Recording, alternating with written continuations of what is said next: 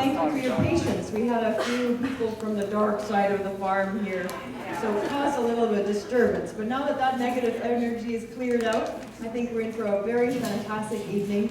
I'm so proud and privileged that we have Jeffery Smith here. He's spoken on every continent, 40 countries, to dignitaries for years and years. 16 years of his life he's devoted to research. Has 2 wonderful books. The first one, Seeds of Deception. You can buy it like a beach thriller, and you can't put the book down. It's like a whodunit, except that it's all real. Like, how did we get to this place where life itself is patented? The other book is excellent. It's thick, but it's written so simply. One page just has a headline, something grabby like, you know, rats' livers 50% heavier after canola, or something like that. It has a Coles Notes version, and then the scientific stuff. At the end of the book, it talks all the ways that you can counteract the arguments of people like those, people who are educated in the other direction. So either of those books is great, and the DVD is won several awards this year. So there is merchandise outside if you choose to buy it later. I'm sure Jeffrey would be happy that you were able to share it with your friends and family. Since we are starting a little bit late, I was going to read you a bit, but you can read my letter to the editor. And I did want to... Okay, thank you. Yeah, okay. So I won't be making a presentation because I used that time actually trying to deal with those guys outside. So we'll just go promptly into Jeffrey's presentation. But I just want to ask, how many of you learned about it from Facebook? Facebook? Okay, how many got a letter from the True Food Foundation membership? Okay, some there. And then where did the rest of you come from? The March? Okay, very good. Anybody from the letter to the editors? Yeah, No, I newspaper. just raised my brains out for nothing. Newspaper. Thank you for coming, and thank you for coming to the march, because the media does not come to occasions like this to learn, but they come to marches. But quite often, people don't come to the marches, so we've really got to keep the numbers up at the various marches as well. After Jeffrey's talk, which is 1 hour, then there will be time for a question and answer, and that will be a very strict rules on that. It's, you have to deliver your question in 1 minute, and it has to be a question. Is that clear? Without further ado, I introduce my mentor, Jeffery Smith.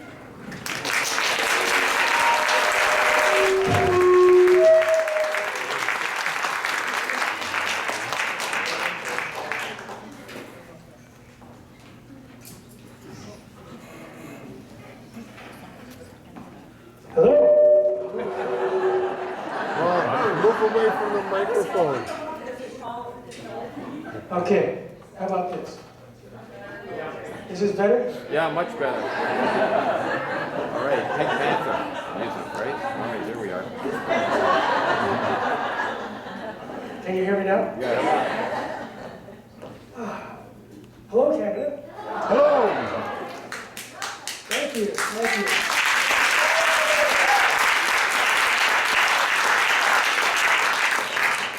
So I have to give it in 1 minute and it has to be a question? How many people here are farmers? Raise your hand. Farmers. Okay, give a hand to the farmers.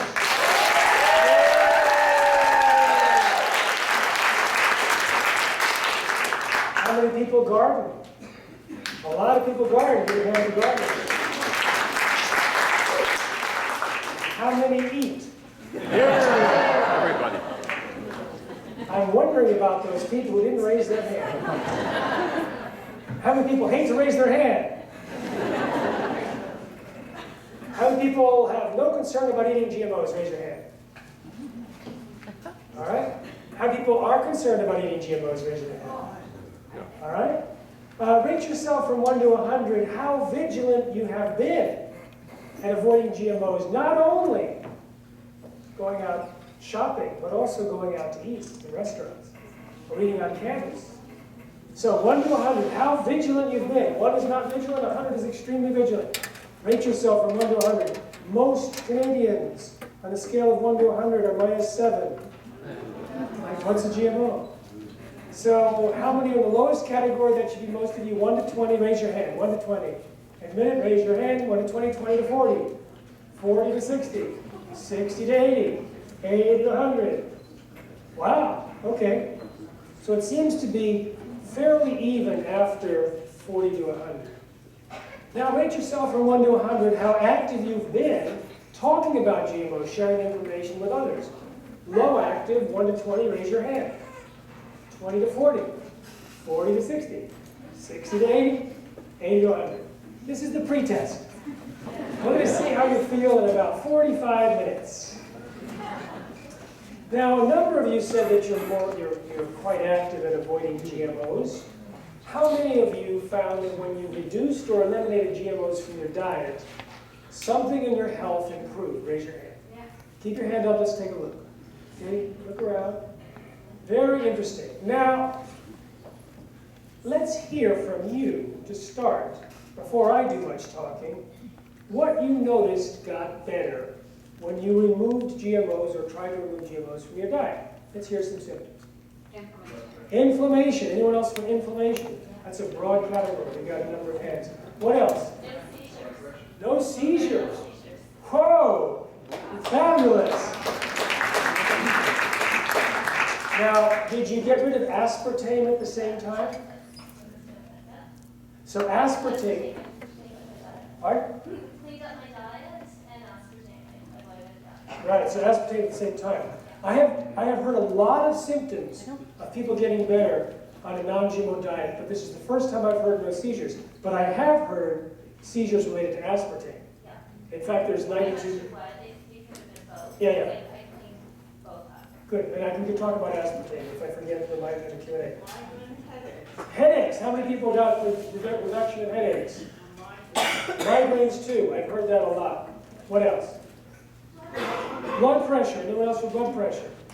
That's sort of like, I hear that often, but not every time.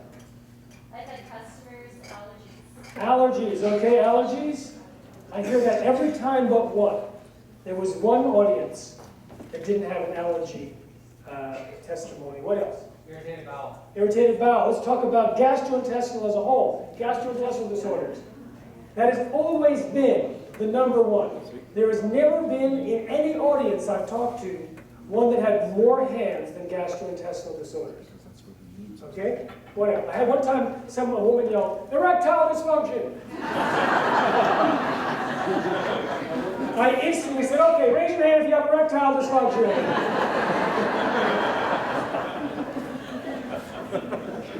Note to self, joke also works in Canada. All right, asthma? Got asthma. Weight loss, anyone? Was there, yes, we got some weight loss people? Well, yeah, but then you stop eating GMOs, you stop eating processed foods too, right? Right, and we're going to get to that in just a minute. Like, how do you avoid GMOs and what else might be the cause? What about brain fog? Mental clarity and sense of purpose. Mental clarity and sense of purpose. What about brain fog? You know about brain fog? Yeah, absolutely. Brain fog and energy. Energy? Always energy. What else? Memory. Memory. Absolutely. Anything else? Okay, so when you get rid of GMOs, you get rid of processed foods. It's one way to do it. When you get rid of processed foods, all of a sudden that introduces cofactors. Is it the GMO or is it the preservative or the coloring or a zillion chemicals? What's another way to avoid GMOs? Eat organic. So when you eat organic, you're getting rid of not only the Roundup ready crops, but the atrazine and the other nasty chemicals that they can use on non-organic. So some people, when they switched, like you switched to, got rid of aspartame, and maybe some people got rid of gluten at the same time, or dairy, or some people switched to raw foods. It's like, well, that happens, because I've been representing scientists and interviewing them and translating what they've been saying for years. I'm like, that's not scientific. That's like so anecdotal and so hard to relate to because there's so many cofactors. When I went to a doctor's office in 2010 and started interviewing the patients. She told me that people get better from a non-GMO diet. And they also were getting better from irritable bowel, 6 weeks and 3 weeks, Crohn's disease, 3 days, weight loss, 10 pounds in 25 days, skin conditions. How many people have skin conditions? That's what, yeah, okay. Skin conditions is very, very common in this list. A child who's 9, intense gut pain, a 12-year-old, no more asthma inhaler, no more migraine headaches. He had them 3 to 4 times a week. But they were also changing their diet by eliminating processed foods, also switching to organic and sometimes no gluten and no dairy. So it made the analysis very difficult. But in the same month that I started interviewing doctors and their patients, I started interviewing farmers. And the farmers who were taking their livestock off of GM soy and corn, there were no gluten-free pigs. There were no dairy-free cows. They weren't switching to organic. They weren't reducing processed foods. It was a single change. And the farmers were describing their pigs and cows in very similar ways that you described your own symptoms. Gastrointestinal, immune system. They were reducing the use of antibiotics by 2/3. Medicines overall, 3/4. I had one Western Iowa farmer say he was walking along in his nursery with 750 pigs each. He had 4 nurseries, 3,000 pigs. And he had just switched to non-GMO corn at the advice of a friend, and was walking around with a brother, and he noticed that the animals behaved differently after just 3 days. So one of them joked to the other, well, maybe it's that non-GMO corn. It was a joke until day 11. By day 11, they called the guy that had said, switch to non-GMO corn. He was stuttering, stammering, could hardly speak straight. He was so excited. You see, 14 years ago and earlier, his brothers would always chide him that he had the easiest job on the farm because he was in charge of the nursery. But 14 years ago, it switched to the most difficult job on the farm because the piglets were getting really sick. And he was constantly injecting them. And they blamed it on the new genetics brought to the area. And he specifically said, Canadian pigs. He was blaming it on Canadian bacon. He was blaming it on you guys for sending out your new pigs, your new genetics, into Western Iowa. But when he switched to non-GMO corn, the pigs started acting like they did 14 years ago. During that entire 14 years, when he would bring in stuff inside the pen, then the sickly pigs would get up, but they'd be lying down before he even left the pen. But after he switched to the non-GMO corn, they were lively and acting like piglets. The use of medicines went down 3/4. He was shocked. A guy in Denmark was making $100 more per pig on non-GMO soy, even though the non-GMO soy cost more, because he had lower death rates from ulcers and bloat, higher conception rate, higher litter size, reduced antibiotics by 2/3, no more birth defects, a lot of things. So we were starting to hear from the farmers where they weren't having to compete with different explanations. Now, the most carefully controlled evaluations are done in animal feeding studies. Now, if you look at the studies done by the industry, we call them tobacco science.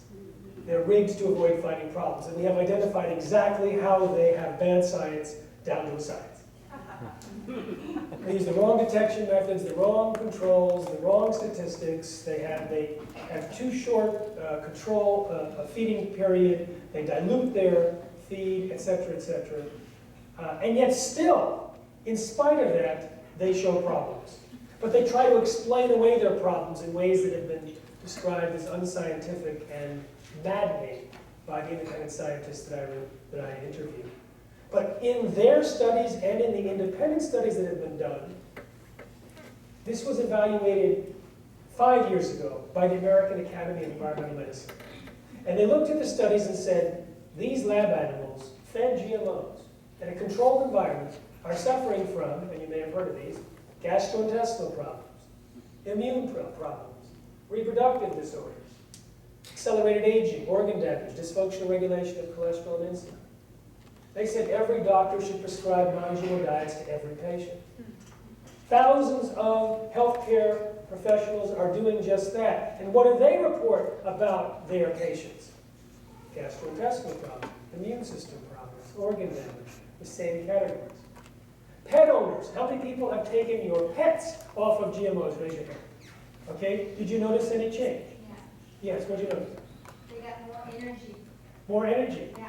What else? Anyone else?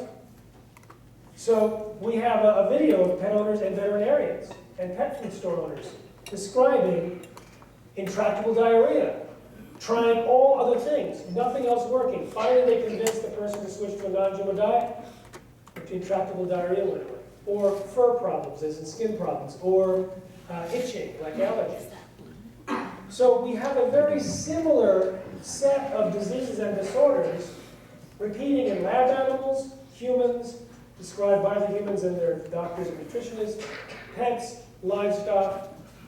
If GMOs were in fact causing or promoting the severity of these diseases, then we should be able to see an increase in these diseases correlated with the introduction of GMOs. So I'm going to describe to you and show you some graphs. Now the graphs alone are correlational. It means that when this happened, this happened.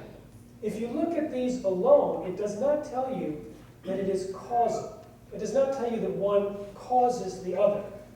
But if one causes the other, then it is more likely to see it graphically. So let's take a look at a few of these. These are from US statistics. So this is deaths from senile dementia. Now the red line here is glyphosate. How many people know what glyphosate is? Raise your hand. So glyphosate is the active ingredient in Roundup. And Roundup-ready crops are the primary GMO.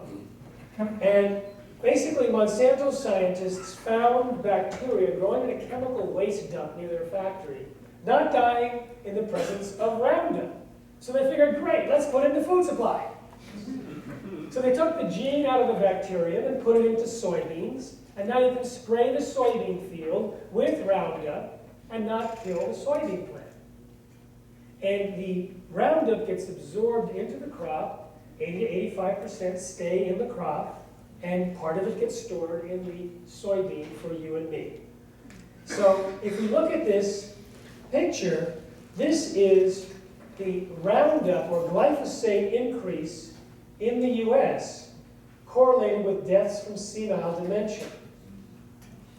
This is deaths from Parkinson's disease, and this not only has the glyphosate line, it also has the BT and Roundup-ready corn and the Roundup-ready soy. So it shows the increased use of GMOs with deaths from Parkinson's disease. This shows diabetes. Now before Roundup was introduced, we had a trend line that was fairly flat. If you eliminate that trend line, this is what it looks like. Diabetes. This is hospitalizations from acute kidney injury. This is end-stage kidney disease. This is kidney and pelvic cancer incidence. This is thyroid cancer incidence. This is liver and bile duct cancer. These are the cancers on the rise, and they are the target tissues for glyphosate. This is hepatitis C, high blood pressure, we heard something about that today, autism.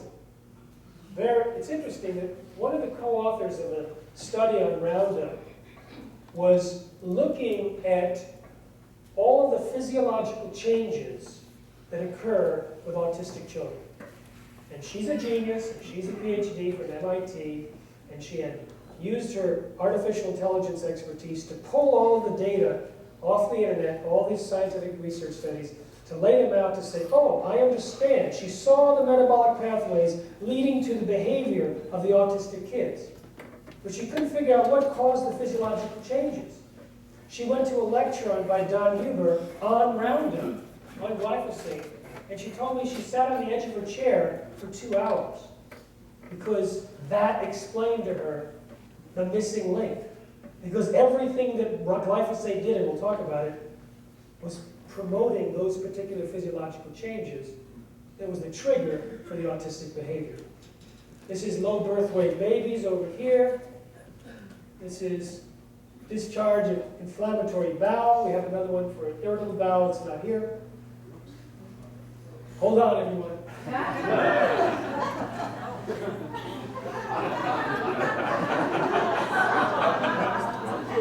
Monsanto's everywhere. Don't go away. In the chart against the flag. All right, well, at some point, someone's going to figure it out, and we're going to see it come down. But in the meantime, I'll just... Yeah, Huh? there's a button back there that's just a few questions. All right. It goes up every hour and a half or something like that. It does? Wow! That's amazing. Is this a Canadian phenomenon? Yeah, we have our problems too. You see, the thing is this. We start a war every hour and a half. I'd rather go with that. We talk about the words you start every hour and a half. There you go. So we're going to take questions in a few minutes, okay? Because I haven't been answering much. I've been putting a lot of things out which raise a lot of questions. And I know... Oh, thank you, okay. Vaughn figured it out. Just as it stops. That's like Paul Harvey said, see on a bumper sticker, a blonde in a Jeep, not just another dumb blonde. The bumper sticker was on upside down. Thank you so much. Heidi's amazing. Do you know what she's doing? Heidi's amazing. It's like, okay, we have about 10,000 people in our Tipping Point network in the United States. You've got Heidi. I would go with that. She's awesome. All right, so this is chronic constipation. Somehow it went up on inflammatory bowel disease and it came down on constipation. This is deaths due to intestinal infection. This is hospital discharge of peritonitis. This is obesity. This is rheumatoid arthritis. And this is children's diagnosis with celiac disease in Alberta Children's Hospital, correlated with the introduction of GMO canola, which is largely Roundup Ready. Okay? Pretty significant. Huh? Well, yeah, it's Canadian oil that's been... Canada oil, low acid. Right. So, what we have is similar categories of diseases shared by lab animals, described as getting better in humans, some in this room.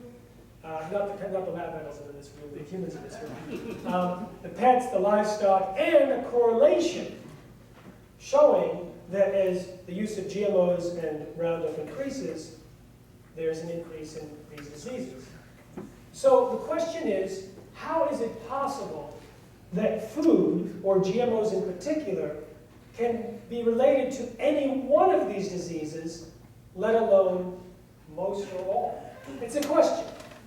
Okay? So we're going to look at the two main toxins in GMOs and see if they could explain any or all of these disorders.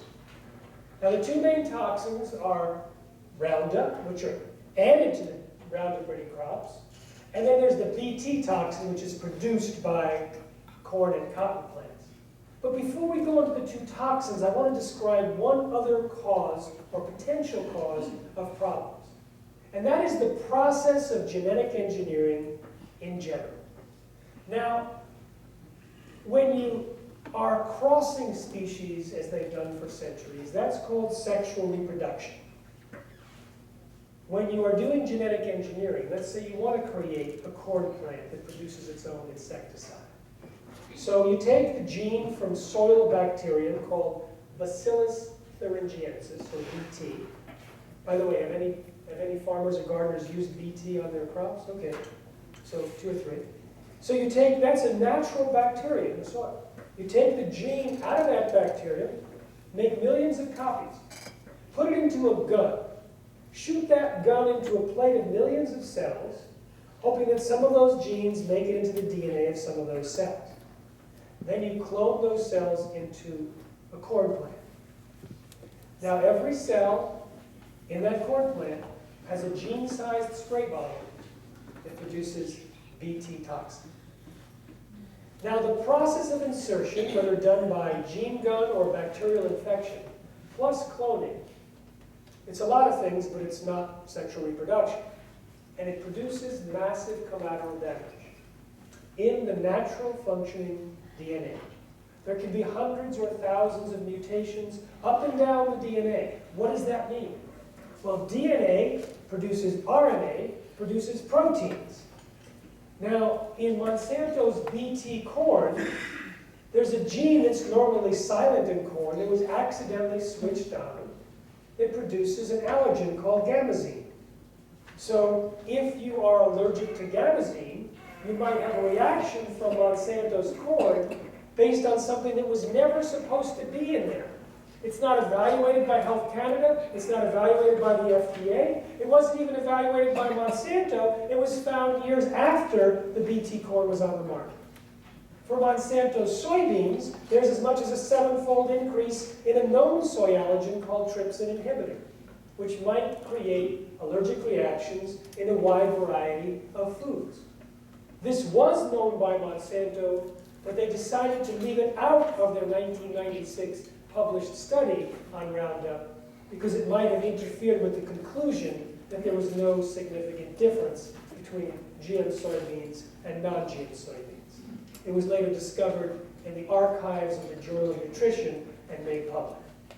There's also lower protein and lower essential amino acids, all sorts of changes, including a doubling of an anti-nutrient in the soy, which can block the absorption and assimilation of nutrients. So just the process of genetic engineering alone, just the process, could be responsible for allergens, toxins, carcinogens, anti-nutrients, all sorts of changes in the plant that could result in many or all of these things. It's a wild card. But the regulatory agencies do not evaluate it. In fact, the FDA was the first to go on record with its amazing policy. I use the word loosely. Their policy from 1992 claimed that the agency is not aware of any information showing that GMOs were significantly different. And because they searched high and low, do you see a difference? Do you see it? Couldn't find a difference. Therefore, we don't care about GMOs. We will let Monsanto determine if its foods are safe and allow Monsanto, who told us that Agent Orange was safe, who told us that DDT was safe, who told us that PCBs were safe, who got convicted of lying about the toxicity of their products, fined $700 million. We will let them decide if their GMOs are safe. They don't even have to tell the FDA if they're going to introduce a GMO. And they don't have to tell consumers either, because there's no required labeling. So no required testing, no required labeling. This is the policy of the Food and Drug Administration. Now, documents made public from a lawsuit 6 or 7 years after that policy became public revealed that the entire FDA policy and government policy was based on a lie. Not just a kind of exaggeration, but a complete fiction. The agency's own scientists, the overwhelming consensus of the FDA scientists who were mandated to evaluate GMOs, was exactly the opposite of what was reported in the policy. They said GMOs were not only different, but dangerous, and could create allergens, toxins, new diseases, nutritional problems. They had repeatedly urged their superiors to require long-term study. But the FDA had been told by the Bush administration to promote GMOs. So they created a new position specifically for Michael Taylor, Monsanto's former attorney. Placed him in charge of policy. It was his policy that gave Monsanto free rein. And then he went to the United States Department of Agriculture, and then he went to Monsanto to work as their vice president. And now he's back at the FDA as the United States Food Safety Czar in the Obama administration. That's the US government. Now, Health Canada is different. Not much better, no? Definitely not much better in this regard. It's not, it has basically abdicated responsibility. As those who've studied the approval process, it's based on assumptions, not real science, and many of the assumptions have been disproved years and years ago. Here's one example. BT. Those of you who use BT, do you remember the can? Remember what it says in the can? Does it say use the mouthwash? It says do not take internally. BT toxin, it washes off and biodegrades once you spray it on very quickly. But in itself, they claim, if you go to Health Canada website, it has a history of safe use in farming, and it only affects certain types of insects because it's an insecticide, it breaks over the stomach to kill them, but it has no effect on humans or mammals. They entirely ignore peer-reviewed published studies. They entirely ignore the fact that farm workers have gotten an immune response from BT, identified in studies, that mice get an immune response from BT, and organ damage or tissue damage in the small intestine. In fact, the Science Advisory Panel of the Food and Drug Administration looked at the mouse studies and the farm worker studies and said, there's evidence of allergenicity and immune system problems. It requires further study. The EPA ignored the Scientific Advisory Panel, which is the most accomplished allergists and immunologists in the country, and just allowed BT to come on the market.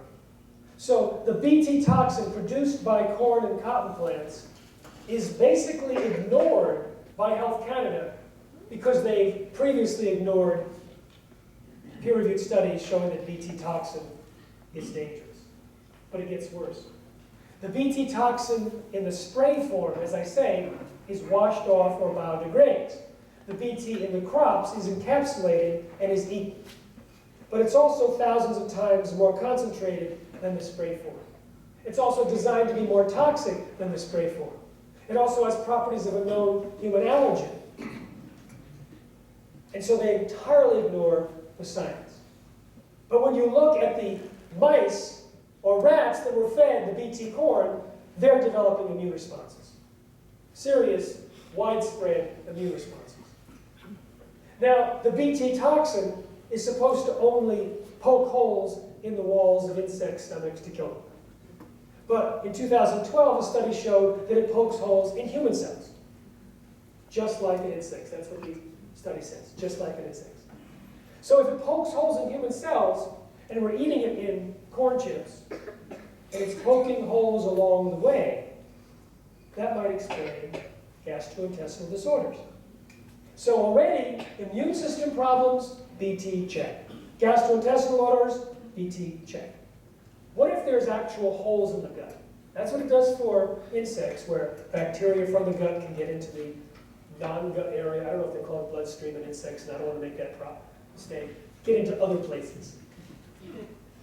We only have a wall of our intestines 1 cell thick. When there are holes in it, then things that aren't supposed to be in the bloodstream can get in there. Now, when that happens, that's well known and well correlated with cancer, Parkinson's, Alzheimer's, autism, autoimmune disease, inflammation, allergies, and other problems. Here's an example of why. Normally, well-digested proteins get into the bloodstream for use. But if undigested proteins can get in there, they appear as foreign invaders to the immune system.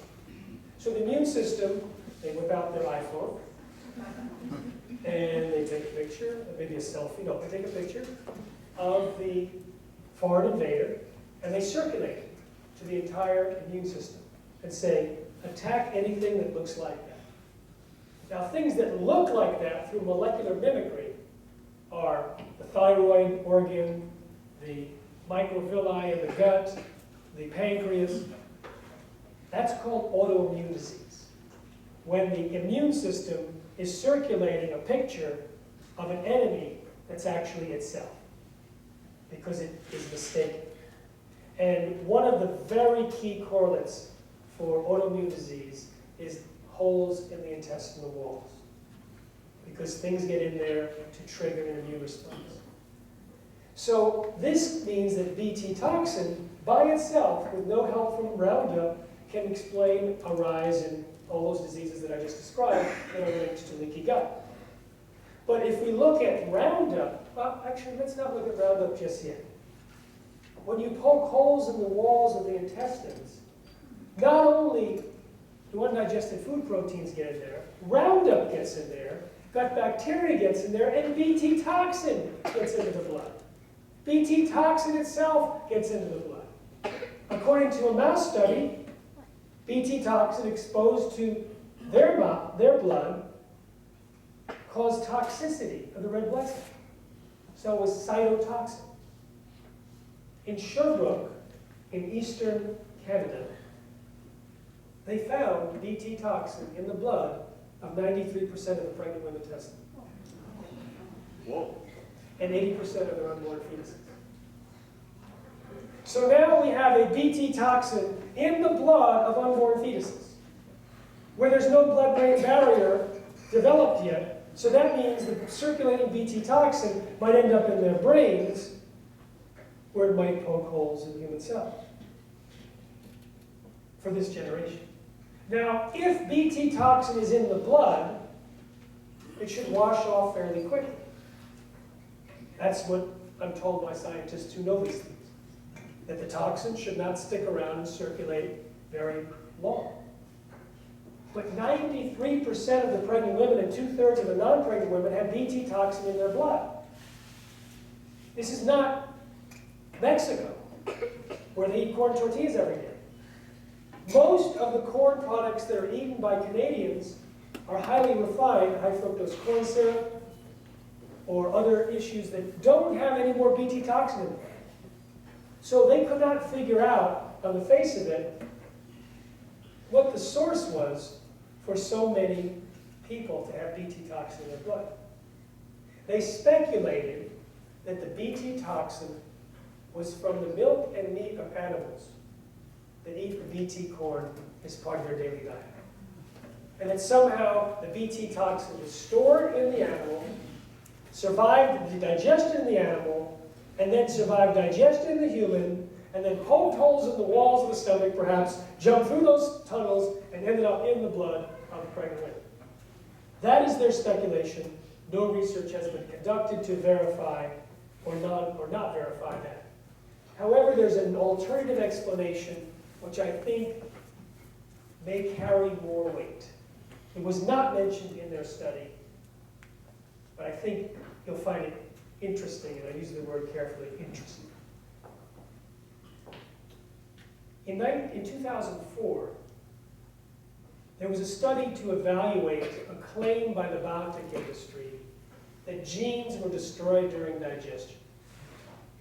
They claimed that genes were destroyed during digestion and said, FDA scientists, you who are worried about genes transferring from genetically engineered crops into gut bacteria, shouldn't worry about it. They were worried about the antibiotic-resistant marker gene, which is used in most GMOs. What happens is you shoot the gene, you basically shoot the gut into a plate of cells, right? Now you have 1 million cells there, let's say. You have no idea which ones have got the genes integrated into their DNA. So you have to figure out which ones, and only a very few have it.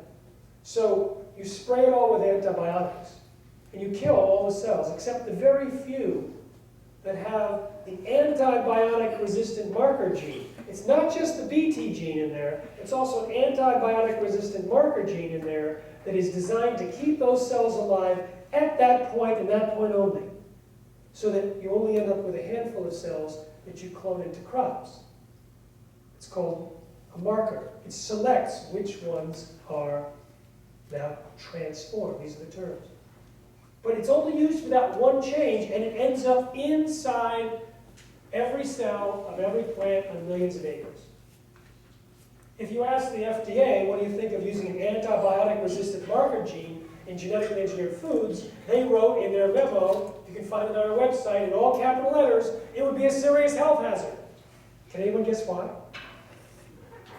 We'd be resistant to the antibiotics. Right. Because once it's designed to be resistant to an antibiotic, and if it transfers to gut bacteria and mates with pathogenic bacteria, that bacteria could be unkillable with that same antibiotic. And they said already antibiotic-resistant diseases are runaway. They are linked to amputations and early death and all sorts of problems.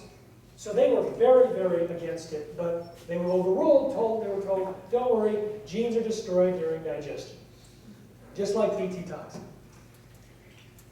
So they decided to test it, and this was published in Nature Biotechnology in February 2004. It was a brilliant study. They took 7 human volunteers. They had their lower intestines removed. They had an ileostomy bag. So they had their lower intestines removed, not for the study. It's for science. No, it's so they fed them a soy burger and a soy milkshake from genetically engineered soy, and they looked inside the ileostomy bag, and they were surprised to find how much intact genetically modified soy had survived passage through the stomach and small intestine. But in 3 of the 7 volunteers, before they were fed the meal, inside the DNA of the bacteria living inside their gut was part of the gene that Monsanto scientists had found in the chemical waste dump near their factory that they then put into Roundup Ready soybeans. And it transferred.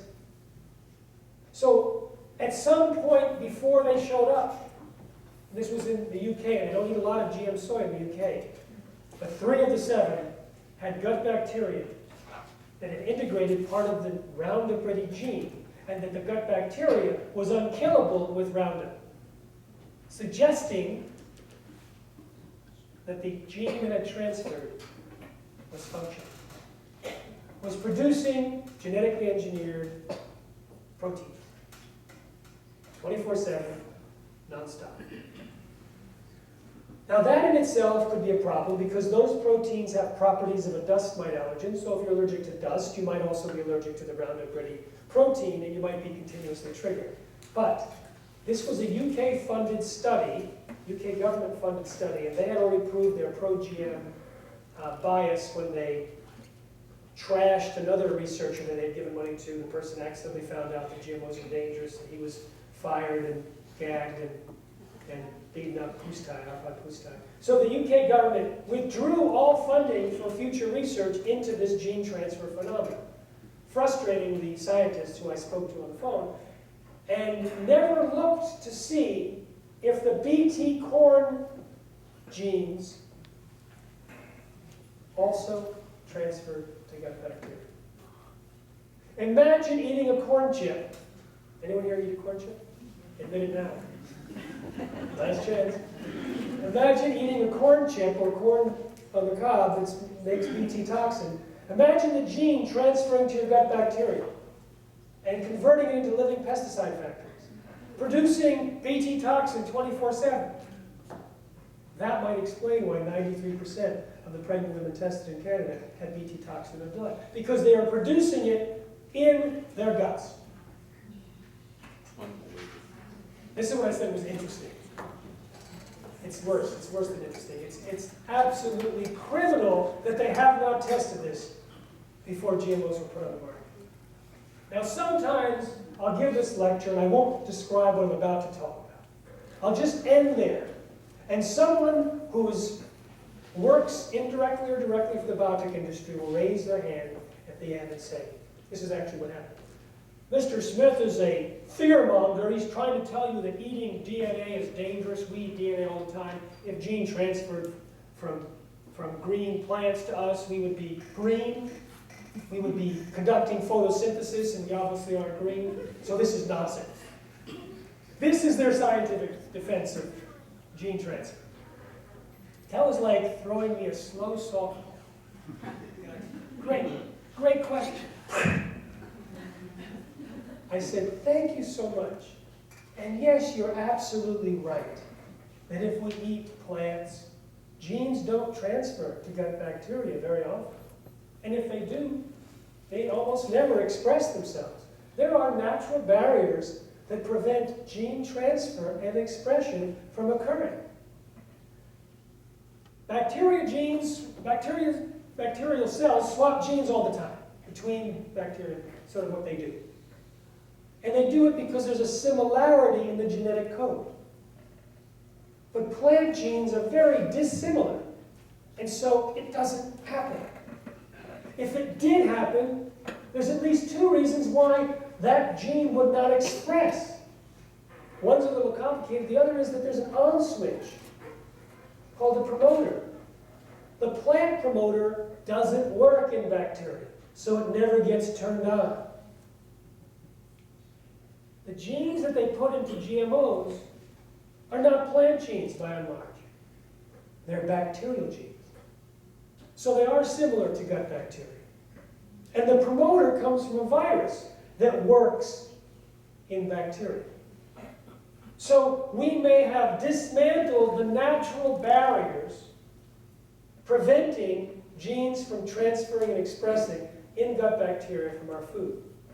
And if that's the case, we may be colonizing the gut bacteria of Canadians and Americans with BT genes, with Roundup-ready genes, with antibiotic-resistant marker genes, etc.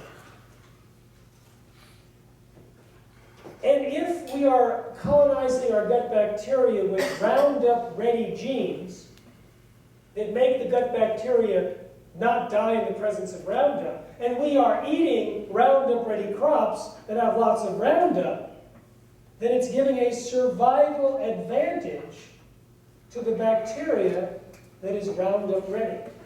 Because it won't die, that's what it's designed for. So it'll say, nah, you can't catch me.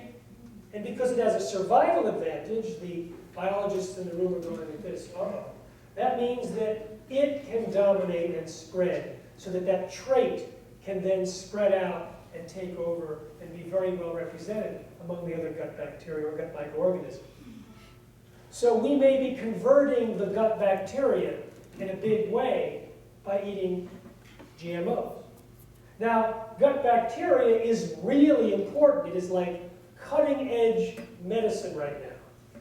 They're talking all about the microbiome. Gut bacteria is so interesting. You can take the gut bacteria from one person and put it into another person, and they can change their weight and their mood and their diseases. There's a programming that we're just now understanding. What we do understand for sure is that there are more gut bacterial cells than are cells in the body, by 10 times. So we're mostly bacteria. And that bacteria is used for the immune system and for digestion. Now let's talk about Roundup. Glyphosate. Glyphosate is the active ingredient in Roundup.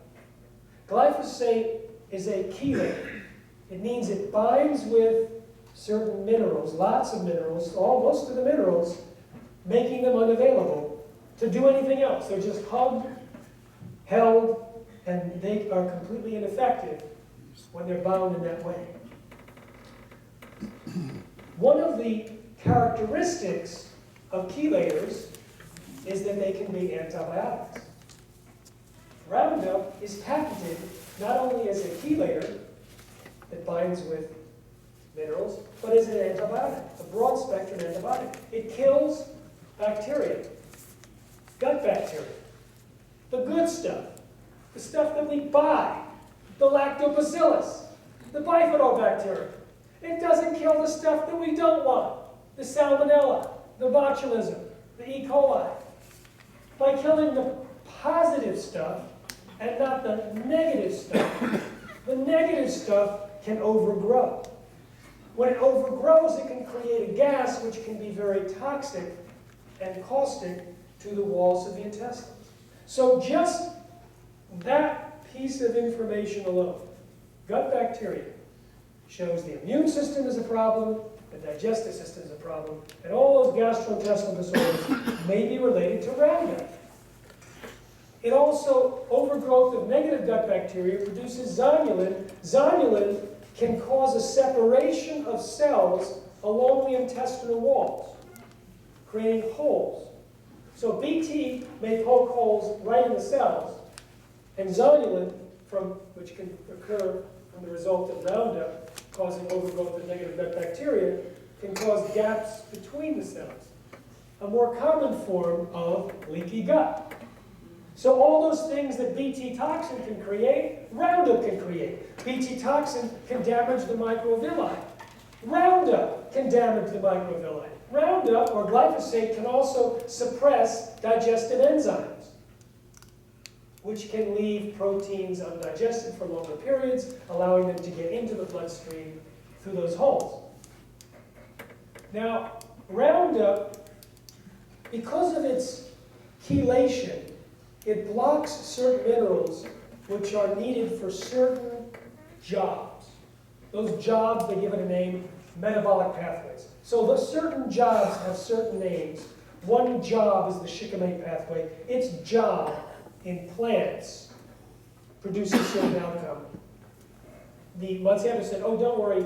The fact that Roundup blocks the shikimate pathway is irrelevant to humans because we don't have shikimate pathways, but our gut bacteria do. Our gut bacteria use the shikimate pathway to produce the aromatic amino acids, including L-tryptophan. L-tryptophan is a precursor to serotonin and to melatonin. If we don't have enough tryptophan, and most of the tryptophan in the body is produced in the gut bacteria. If we don't have enough to produce serotonin, how many people have heard of serotonin? No, of course. Mood, behavior, stress, depression, and it tells the body, I'm full, I have enough to eat.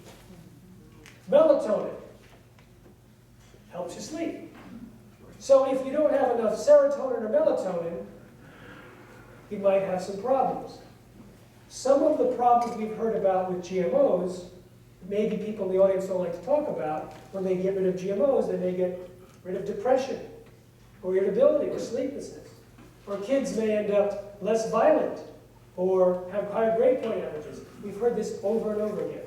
And this could be one of the mechanisms.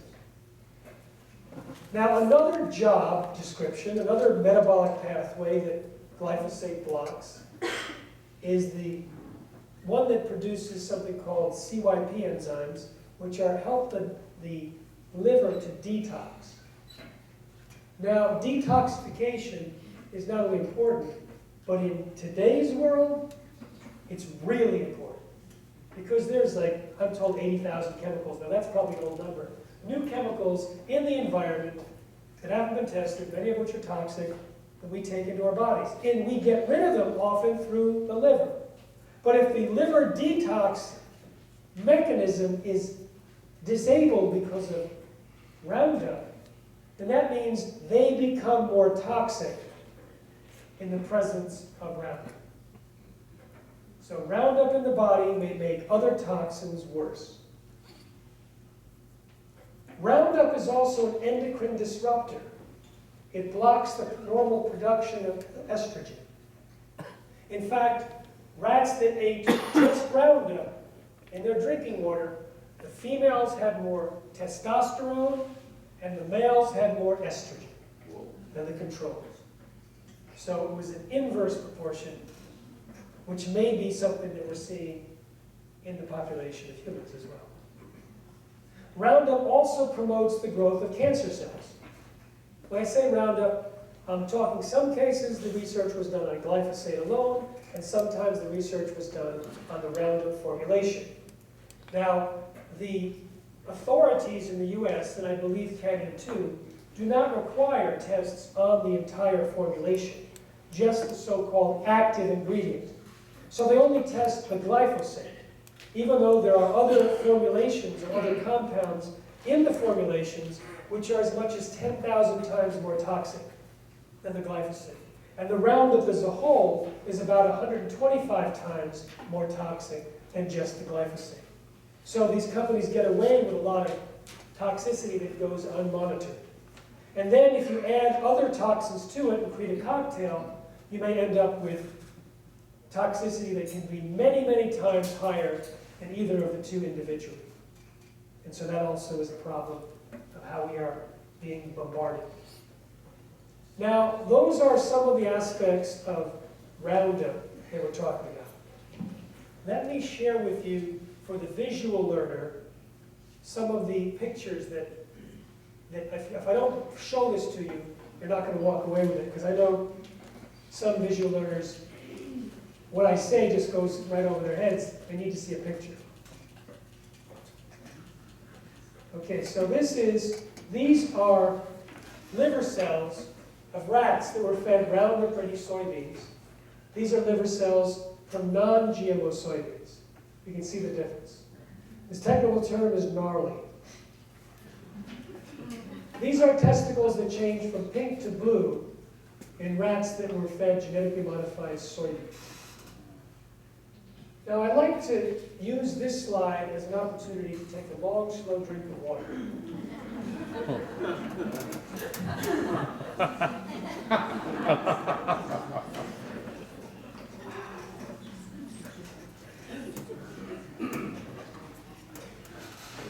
Guys?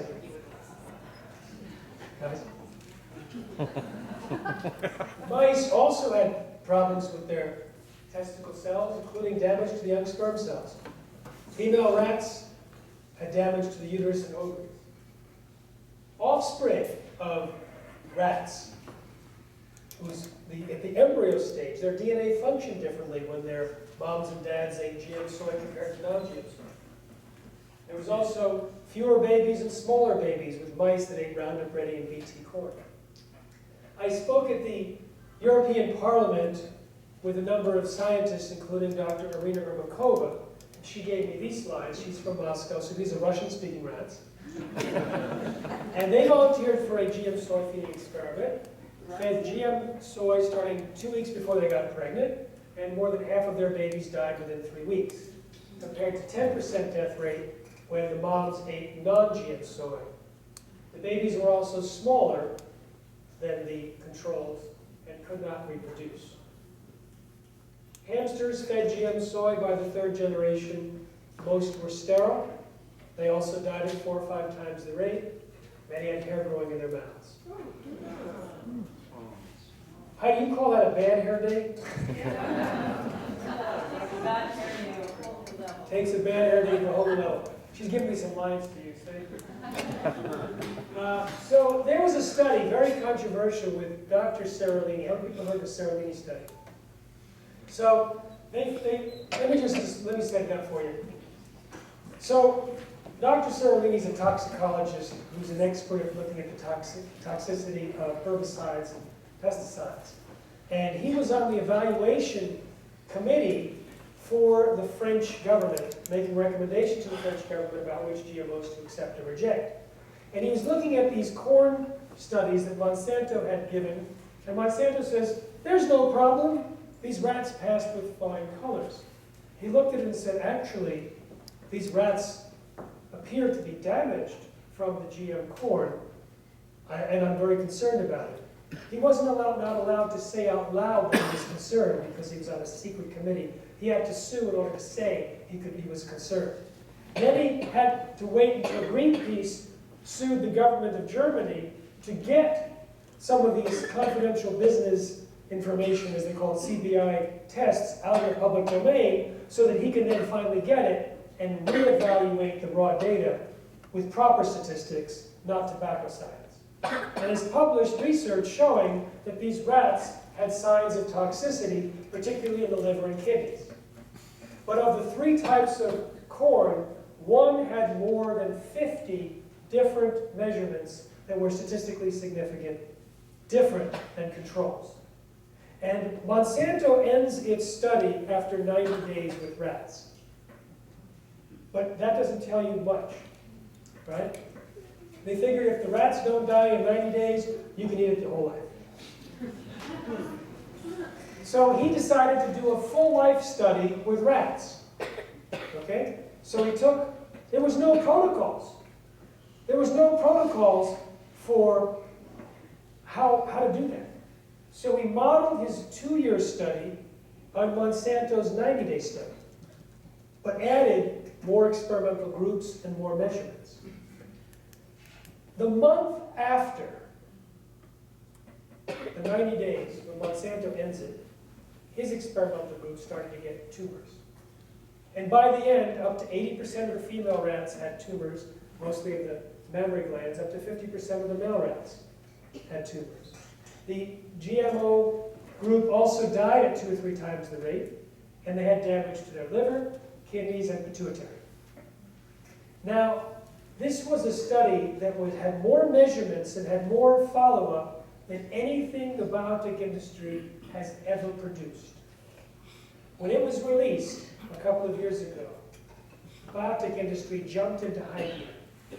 This is an industry that has a tradition of attacking any scientist who discovers problems, or of creating fake research studies. So I'll give you some examples. We'll come back to spirulina in a minute. So 2 authors did a study showing that Monsanto's Roundup Ready soybeans had 12 to 16% lower levels of phytoestrogens, which fight cancer, are good for heart, or whatever, and they were ready to publish it. So they had submitted it, they couldn't comment on it because it was about to be published. Monsanto heard about it and rushed their own study to publication, which concluded that there was such high variability of phytoestrogen production that no statistical evaluation could even be done. So when the 2 came out, they basically canceled each other. So my friends who did the first study, they contacted the lab that had done their study. That lab had done Monsanto's study. The same person. And they said, what gives here? And the guy said, our hands were tied. Monsanto forced us to use an obsolete method of detection that was prone to high variability. And that was not written up in the study. So it was a rigged research designed to force a conclusion. When Monsanto's bovine growth hormone was approved in the United States, the FDA said, don't worry, 90% of the bovine growth hormone in the milk is destroyed during pasteurization. But the researchers had pasteurized the milk 120 times longer than normal. They only destroyed 19%. It wasn't good enough, so they added powdered hormone to the milk at 147 times the natural occurring level. Just dumped all this powdered hormone. Heated 120 times longer, and under those rigged conditions, destroyed 90% of the hormone. And the FDA ignored the rigged research. When Monsanto tried to get high lysine corn approved in Australia, they said, don't worry about this protein that's introduced into the corn. It has a history of safe use in the food supply because it's used in soil. It's found in soil. And we eat a lot of soil, right? Residues on fruits and vegetables? Oh, that's a lot of soil. So molecular biologists called their bluff and figured out how much corn an average male American eats every day. And if that corn was high lysine corn, how much of that protein they'd be consuming every day, and how much of that protein is produced in soil. Then it was just a matter of a little bit of arithmetic to figure out how much soil an average male American would have to eat every day to have the same amount of protein exposure as they would get from corn. He would have to eat, he worked in kilos and pounds. Kilos. 10,000 kilos per second every day. They'd have to back up trucks of soil and load it into mouth at 10,000 kilos per second. They were off in their calculations by several trillion. So this is their science, but it gets worse. What they do to the scientists who discover problems. Dr. Arpad Pusztai, he was given $3 million by the UK government to figure out how to test for the safety of GMOs. He was a pro-GMO scientist, the world's leading expert in his field. He won out 27 competing scientists and organizations to get the honor of producing the protocols for the European Union. He submitted a testing protocol that they approved in advance that he had already used in 50 to 60 publications. He did the research, and much to his surprise, within 10 days, genetically engineered potatoes that were supposed to be completely safe caused potentially precancerous cell growth in the digestive tract, smaller brains, livers, and testicles, partial atrophy of the liver, and damaged immune system. Moreover, it was not the specific gene that was inserted that caused the problem. Every indication was that it was the generic process of genetic engineering that caused all those problems. The same process that's used to create most of the foods we eat. They're genetically engineered. He went public with his concerns with the blessing of his director of his prominent institute. And for 2 days he was a hero, until 2 phone calls were placed to that director from the UK Prime Minister's office, and the next day that director fired Dr. Pustad, silenced him with threats of a lawsuit, withdrew his data, and participated in a campaign to destroy his reputation and protect that of biotechnology. 7 months and 1 heart attack later, the UK Parliament took his gag order off because they invited him to testify. He got his data back, and it's now published in The Lancet. This is the first of many scientists who've been treated this way. And we document them in my books and movies and interviews, etc. Seralini had just done the most comprehensive evaluation yet for a GM crop. But the biotech industry sprung into action and contacted all of its puppet organizations and gave them the talking points. And within 24 hours, way faster than scientists usually respond, because it takes a while to investigate, they concluded, it's a bad study. They used the wrong rats. Now, they said, hello, we use the same rats that Monsanto did. We use the same rats that are used in 8,000 studies. Or thousands more, actually. And they said, oh, no, your control group was too small, just 10. Hello? Monsanto used the same control group, and it published in the same research study, same research journal, and they just threw things against the wall that didn't stick. But then, Monsanto was able to get one of its researchers placed into the position of associate editor for biotechnology into that journal. Almost immediately, another research study showing that DT toxin is toxic to red blood cells, we talked about it, that disappeared and was published elsewhere. A year and a half later, the editor wrote that they were retracting the Seralini study. Now, retraction has a history in science. There are very specific criteria for retraction. Fraud, mistakes, and neither of those were found. He said specifically, there's no fraud, there's no mistakes, so what's the grounds? It wasn't conclusive enough. I think the number of scientists that are on record as opposing this is over 1,000 right now. Many are boycotting the publisher for this, what they call industry manipulation. And there's another group that evaluated all the studies that this same journal had put out and found many of them had lower conclusiveness than the Seralini study, but they hadn't been retracted. So when you look at the unscientific criticisms, one thing is, in terms of the wrong rats, if you feed these rats diets that they feed in all these different studies, a very large percentage of them will get cancer anyway.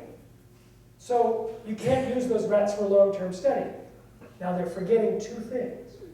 First of all, you don't look outside of a study to compare. You look between the experimental group and the control group. The control group, under the exact same conditions, had very few, comparatively few, tumors, like 10 to 30%, in the exact same conditions. When I interviewed Dr. Seralini in China last year, he pointed out one other thing. That all of these other studies that they're using as references, the control meal had GMOs in it and Roundup. So yes, with contaminated control group diets, the percentage of tumors was 80 to 90%. But in his study, the controls did not eat Roundup or GMOs. So this is an example of how it's very difficult to dislodge the biotech industry on the basis of good science, because they have their bogus science to come up right next to it.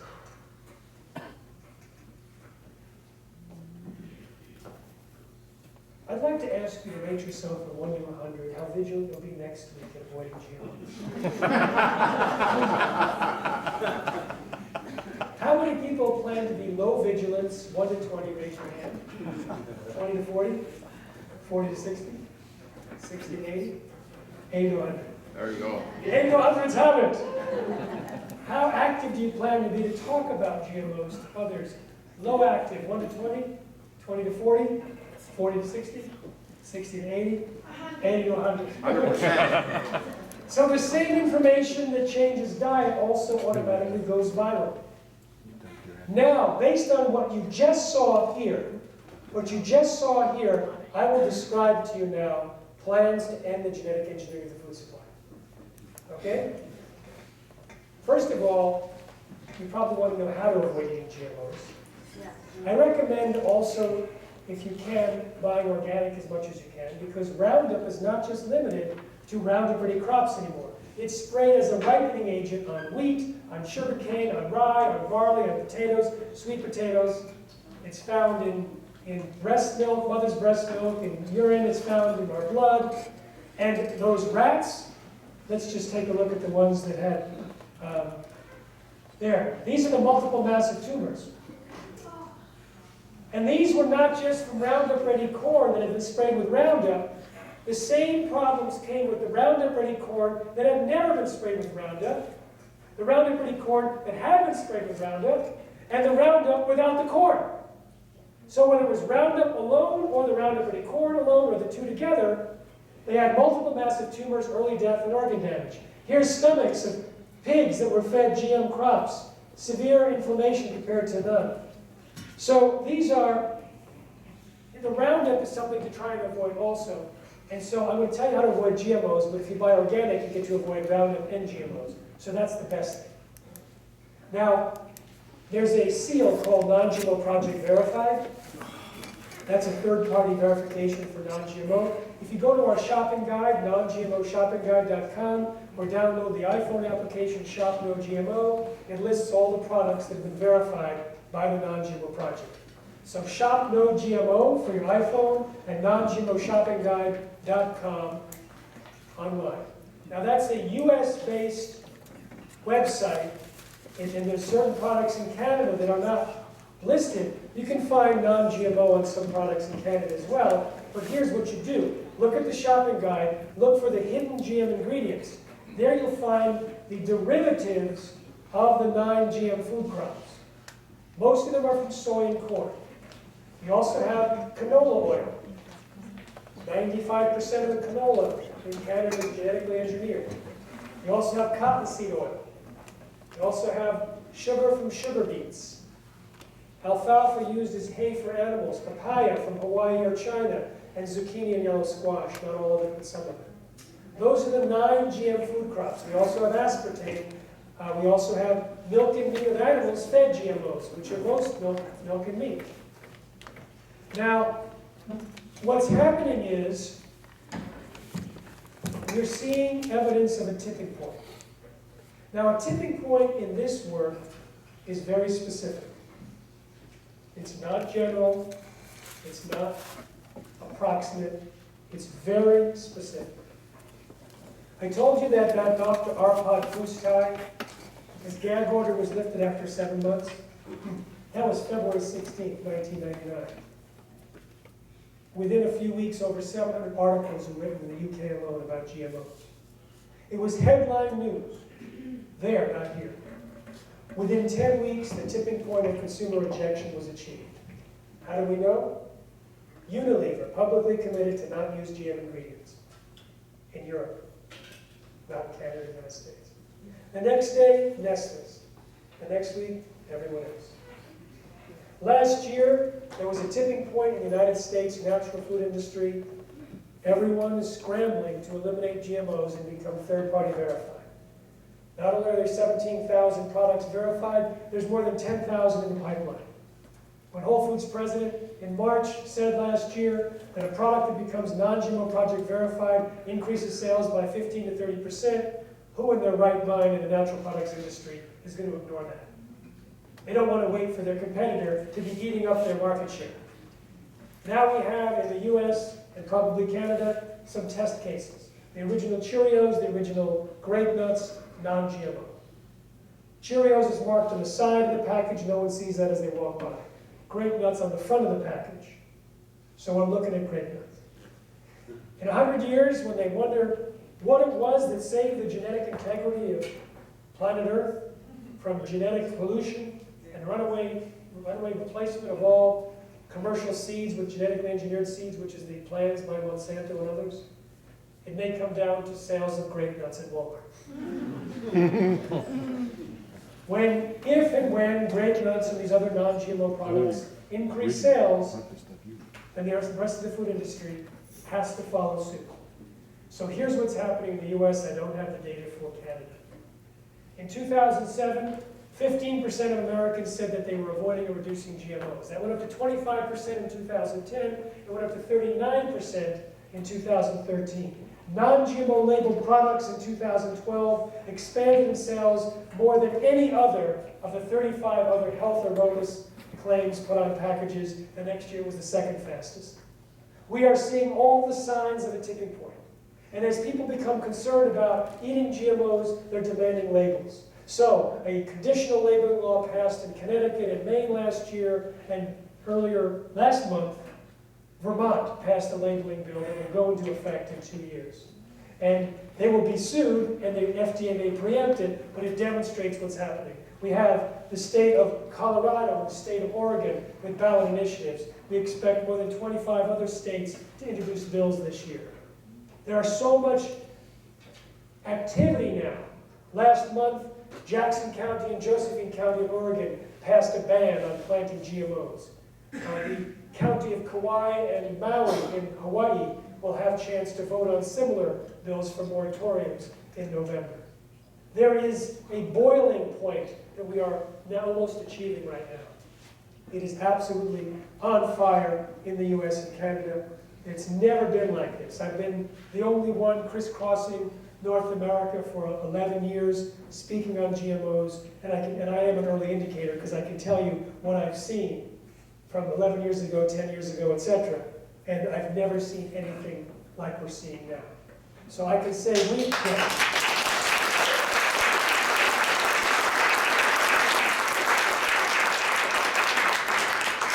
have a 5-year plan to eliminate food and feed, genetically modified food and feed, from North America and most other countries, which we are right now seeking funding for, and it's very specific. How do you get the Walmart shopper to be GMO sensitive? Well, you don't have to convince the couch potato junk food eating Canadian who hasn't yet related food to health to stop eating GMOs. He'll never know that he's eating GMOs, and he'll never know he got rid of it for it. We go for those that are pre-programmed, like moms to protect kids, like pet owners, another form of momming. I can conclude daddy with momming. Those who are sick, like gluten sensitivity. And if you go to glutenandgmos.com, you'll see why consumption of GMOs and Roundup may be predisposing North Americans to being sensitive to gluten, and why that might explain the explosion of gluten sensitivity. To healthcare practitioners who are now by the thousands prescribing non-GMO diets, and to religious groups who already think that GMO really means God move over. So we have our 5 targeted demographic groups. We know what to say, we know how to say it. And you know from your own experience in 1 hour, many of you made this a turning point in your digestive life. Many of you decided to make a change in what you eat from now on. And that happens every time we speak and every time we show the film Genetic Roulette. And the film Genetic Roulette is more efficient than speaking. You can just get that and show it to anyone, loan it to someone, ask what time you can get it back so it'll force them to actually see it. And the chances are, before the credits roll, they have decided to change their diet. I was in Hawaii last week. I know. And I got a rough schedule. And someone came up to me after a lecture and said, I saw the movie Genetic Roulette, and then I brought in a garbage bag into, and I knew it's exactly what she's going to say, went through everything in her kitchen, read every ingredient, and had 90% of her kitchen in her garbage bag before she threw it out. I had someone else, he just eliminated everything and just bought only things that were non-GMO project verified. He could afford it. It's like, it is so predictable.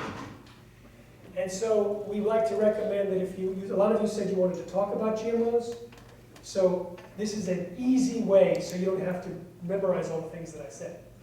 If you want to be a speaker, you can go on our website at responsibletechnology.org. We have a speaker training online June 28th and 29th.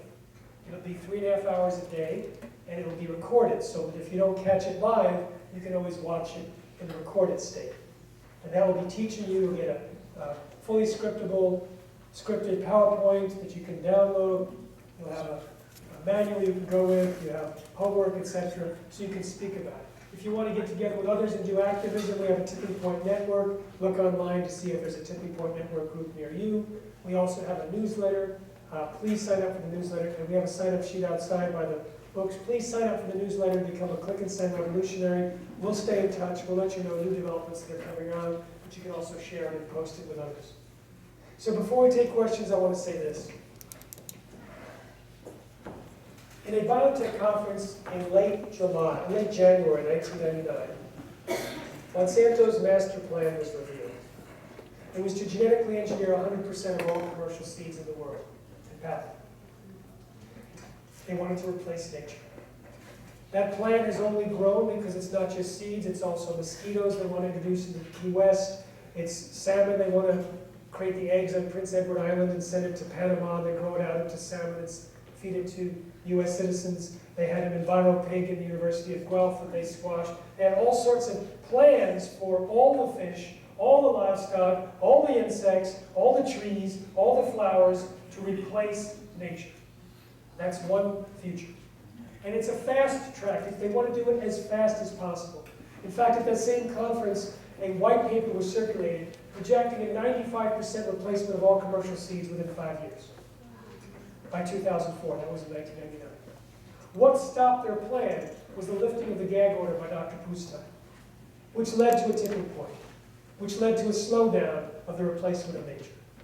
Right now, we're looking at two worlds, two futures.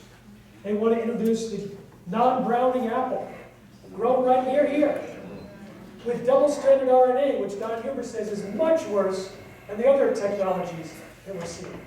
Because double-stranded RNA could possibly reprogram our DNA in a big way. They want to introduce all these things, and these are looking at the two worlds. Right now, we're in the opportunity, in that grape nuts offensive. We have the opportunity now to move the needle, to stop the madness.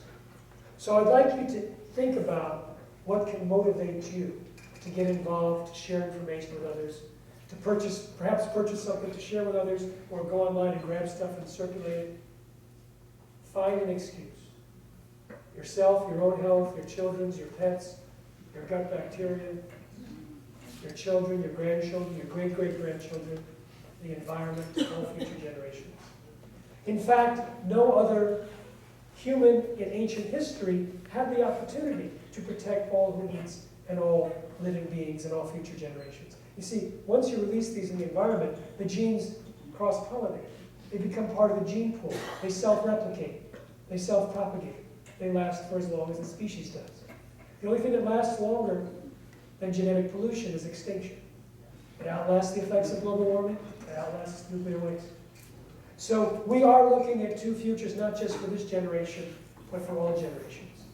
So I would like to encourage you, for whatever excuse you use, even to be able to do greater good for all people and all future generations than any humans have been able to do in history. Please get involved and help us together reclaim a non-GMO food supply. Thank you very much.